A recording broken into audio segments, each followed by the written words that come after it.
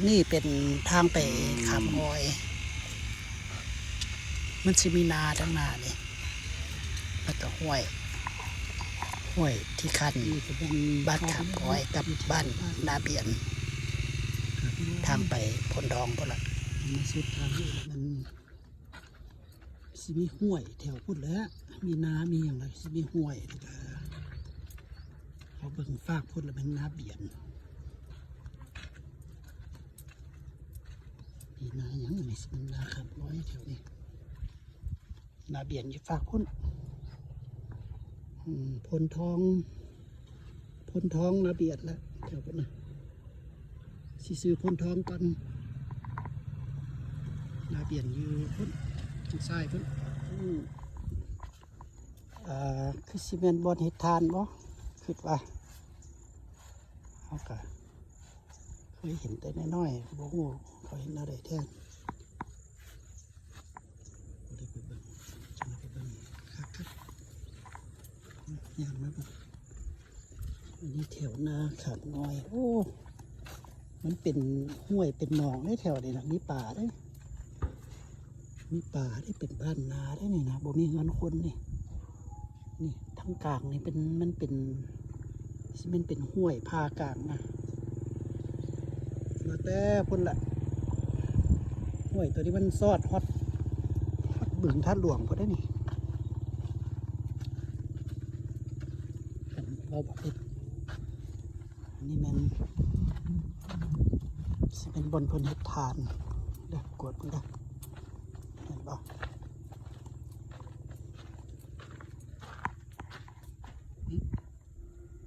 จังว่าเป็นอะไรซีเมนต์ที่บอกซีเมนต์พนดทุกอย่างอ่อยแต่สิเอาต้นไม้ม้วนนี่ใช่จะมีงัวควายบ่มีเนาะสมัยนี้เขาใส่แต่ควายเล็กควายอาจจะมีแต่หายากน้องป่ามีป่าใส่ด้วยนี่ไหนนี่อาจจะมีป่ากัดป่าอย่างเล็กอยู่ในนี่โอ้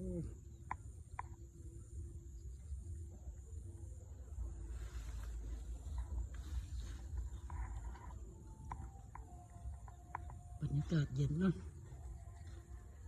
ผมเคยมาจักเทื่อ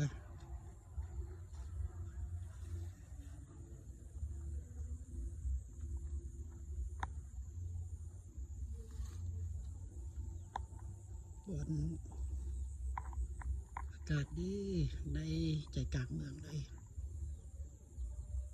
สิหายากมานาอาจจะเป็นเต็มแต่อาคารเนาะแถวนี้อาจจะฝังอยู่ดีมันนาบ้านขับง้อยเนาะ ขับง้อยกะมีนาโอ้นากว้างเติบแล้วดิย่างไปสุดอันก็สิเป็นห้วยขับง้อยไปแล้วเป็นโพนทองทางซ้ายมือก็เป็นนาเบียนบ้านเขามาแต่ทั้งพุทธน้อยหนึ่งอย่างมากับบดลดอก5 นาทีก็ฮอดแต่ว่านานี่มันอยู่ใจกลางเมืองเลยมันบ่ได้อยู่นอกเลยขันขายติดมดนี่ก็สิเป็นราคาแต่ว่าตอนนี้เป็นใส่ปลูกฝังก่อน นี่เป็นนาเบียดบ่เป็นนาขับงอยอันนั้นไอ้ขันเราอยู่นี่แต่อายุ1 ปีเรายังบ่ได้ขายดินเราซื้อตื้อไปอีกหรอวะทางนั้นมันเดินกอล์ฟ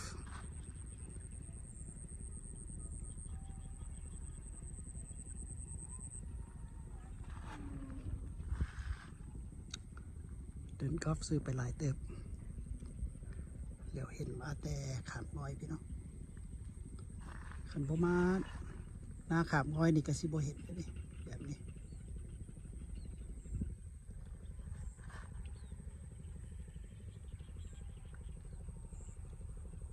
พิ่นใส่หวยเล็ก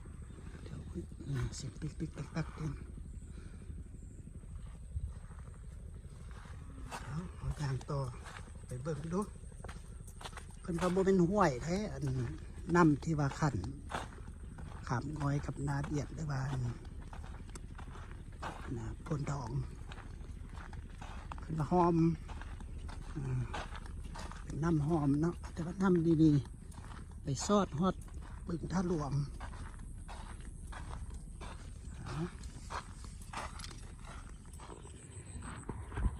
ตอนนี้เขาอยู่บ้านขับอ้อยนี่เป็นนาบ้านขับอ้อย นาบ้านขับอ้อยพูดเป็นเดินกอล์ฟเนาะอากาศสดใสเขาลงมาลุมพี่บ่ได้ไก่จากบ้านเขาบัด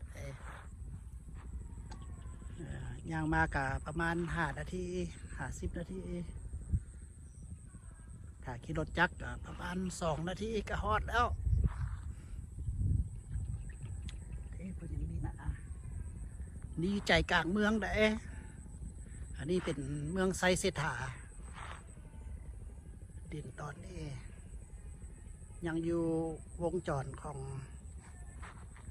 เมืองไซเซถาเนาะแถวนี้เพิ่นยังบ่ได้ขายเท่าไหร่เพิ่นยังอาศัยหาอยู่หากินเฮ็ดไร่เฮ็ดนาโอ้งามหลายทิวทัศน์เอาสมมาเด้อจักหน่อยเขาสิไปเบิ่งหอมน้ำ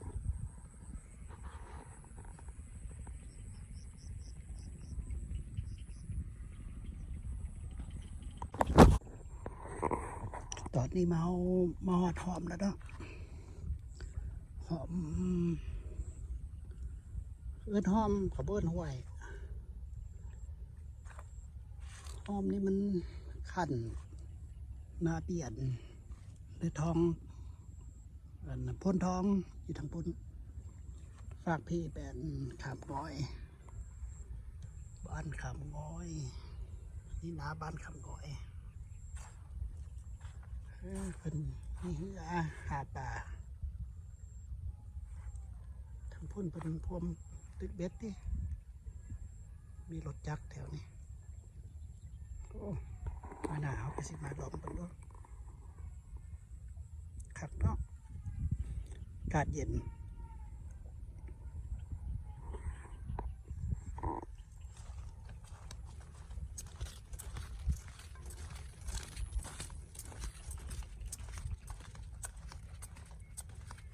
ทางพุ่นเป็นเดินกอล์ฟ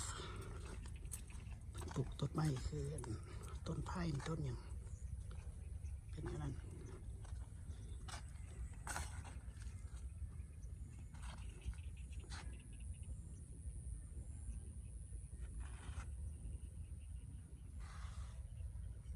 ไปไกด์เสร็จเลยใส่เดินทางก็ได้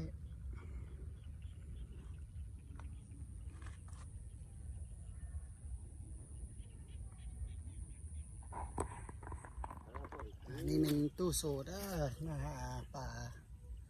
โอ้เราได้เต็มกระติกได้หมดเลยนะย่างมาดิดน้ำเอาเพื่อนเรากะบกไก่เพื่อนเขาปันใดเนาะแถวเทิงพุทธะไปแล้ว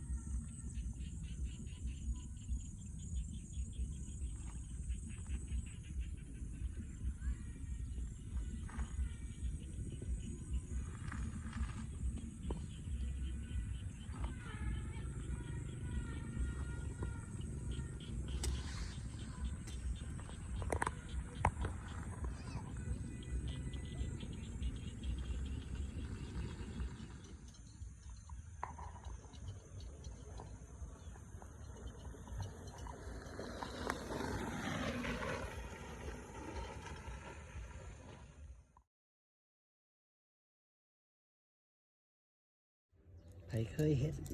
ในหมักบวบอ๋ออันนี้หางในหมักบวบเนาะหลังจากเอาแกะเปลือกหอม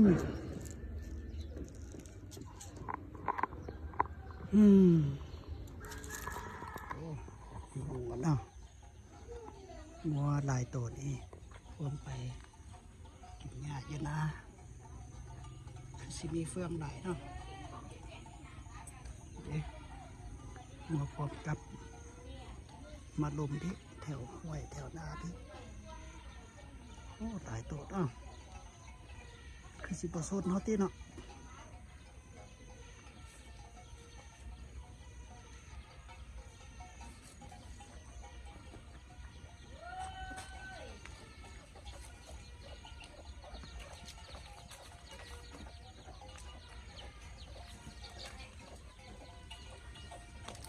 ใกล้ๆกันหน่อย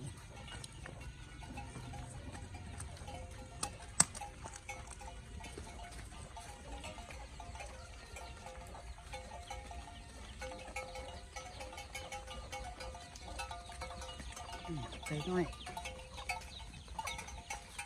ธรรมชาติ